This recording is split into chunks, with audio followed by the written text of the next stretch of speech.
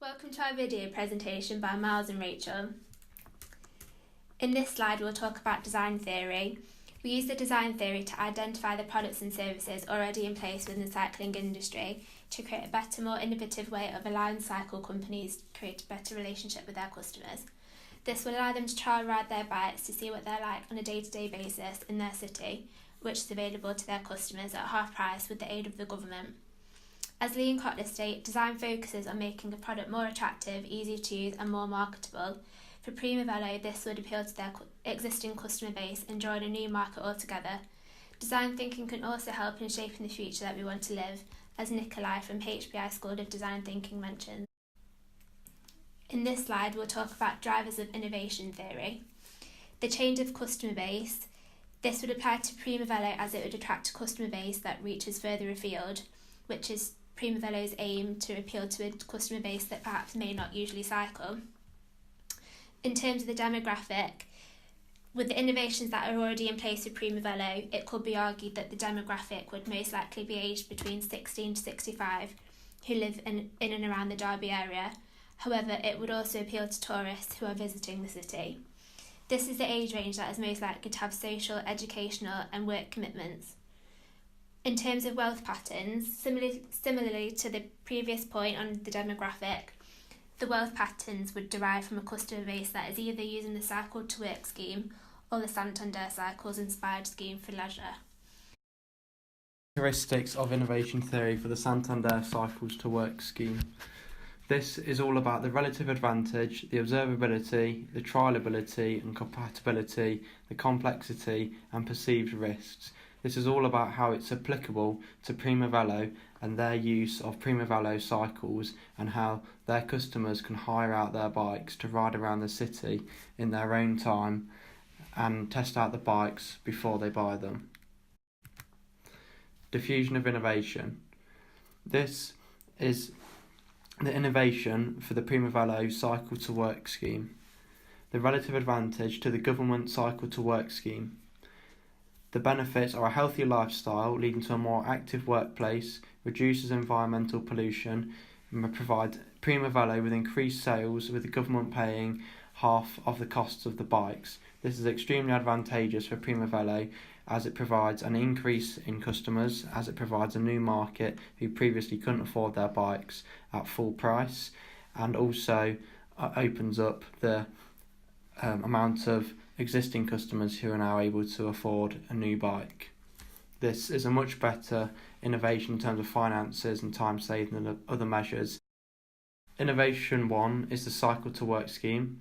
The government have released a Cycle to Work scheme. This will be beneficial to Prima Velo, as linking to the points made in the last slide, as Prima Velo will need to sign up to this scheme to take advantage of the marketing opportunity.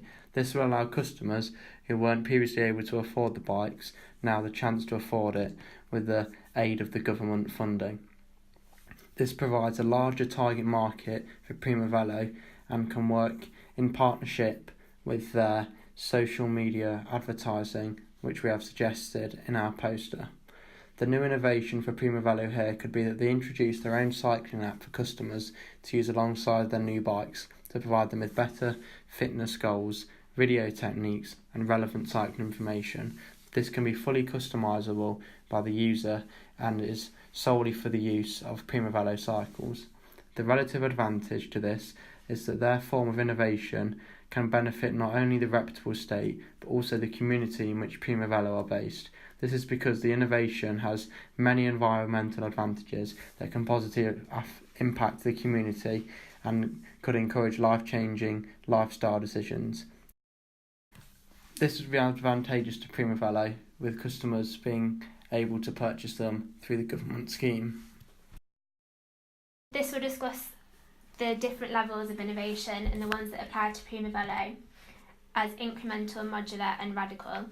Incremental innovation revolves around small changes which are established as knowledge for their organisational capabilities. For Prima Velo, the particular organisation has the resources in place already to work closely with the council. With the modular innovation, this is more significant than product improvements alone. Prima Velo wouldn't necessarily be improving their products per se. However, they would be introducing a new service. It may already be seen as a radical innovation, as it is out of Derby's comfort zone and involves some risk. It could be argued that it is an uncharted opportunity, and in this case it would benefit the city of Derby as well as Prima Velo. This form of innovation would be widely spread around Derby, allowing it to be spread, diffusing to other surrounding communities of social entrepreneurs who may have similar desires to make a change. Prima Velo would also be engaging links with mainstream players who too share similar interests, like public sector agencies. If Prima Velo were to build a portfolio of incremental and radical innovation to sustain their reputable business, whilst spreading its influence into a new market altogether. As Prima Velo's original business setup wasn't significantly groundbreaking or innovative, this innovation would allow them to go forward as something very different. All of these stages will contribute to Prima Velo's lifestyle. With greater amount of people now buying the bikes, they'll be able to buy these parts cheaper because of the greater volume. This would be beneficial to Prima Velo, as it would help them to increase their quantity of sales and therefore creating a larger turnover through the ability to buy parts at a reduced discount with the large volume of parts bought. Also, mental and physical fitness will be improved from the bikes, giving Prima Velo a larger and broader target market. With the improved fitness of their customers, they will be wanting to buy and continue to purchase bicycles from the company within the future. It will also help them within the community, and this is something that Prima Velo can market on their website as how they're helping their customers to achieve their fitness goals. The Cycle to Work scheme employs across the public and private and voluntary sectors implement this scheme to benefit their employees and take advantage of this productivity booster. This can be linked to the previous slide. Cycle to Work scheme has been affected by the growing demand for cycling in the UK. The demand has doubled since the Tour de France, with the growing interest in large cycling events. The growing demand for the cycling has exploded in the last 2 years, according to Cycling UK. This has increased alongside the growing amount of people with an active lifestyle.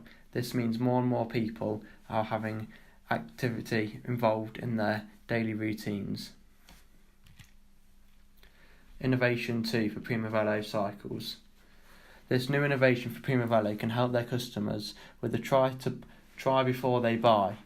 This is having a basic model of bike they sell available at these stations around the city, where people can come and hire out a bike for a few hours to ride around in an efficient, eco-friendly way. Will also give them the chance to try a high-end bicycle to see if this style of bike suits their needs. Prima Velo could also use a QR code on the bicycles, which allow the customers to receive information on their mobile devices about the bike they're riding, such as designs, sizes, dimensions and prices. This is the new form of innovation which will benefit Prima Velo greatly and allow customers to have much greater knowledge of the product they're going to buy before going to the showroom. Innovation 2 continued. To avoid the use of cars that add to the CO2 emissions and provide an alternative and cheaper alternative encourages an active lifestyle. This is advantageous to Prima Velo, as this is also something they can put on their website within working towards a healthier and more eco-friendly community. There are plenty of places where bicycles can be docked around the city in Derby, including where they can use their QR scanners and docking stations which have information available from their app to help people work alongside their goals. One advancement to Derby could incorporate the use of touchscreens in order for cyclists to hire out bikes and to create a futuristic strategy that is technologically feasible. This is because Derby is a very technological advanced company with the works of Rolls-Royce and Toyota, and with the great use of engineering, this is something that could be easily implemented for Prima Velo.